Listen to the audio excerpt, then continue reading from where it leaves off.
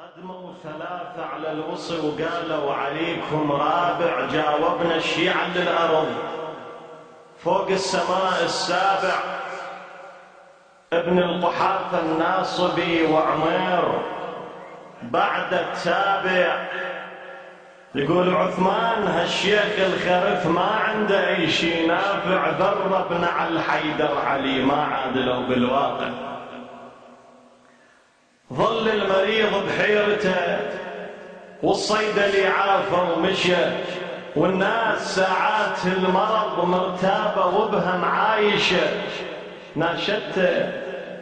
ناشدته شنو صايبك، وحين السمع صوت انتشى قال البرد وصل إلي فيروسه طايشة.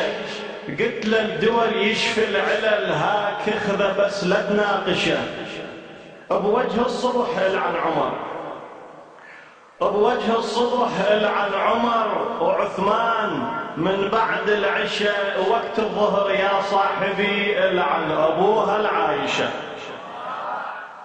هاي من طلعت الى حرب امير المؤمنين ملعونة الوالدين. هاي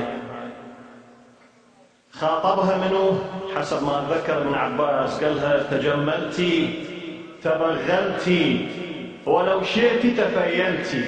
يعني لو تركبين تركبين فيه، هي التمساح تركب مو بس فيه.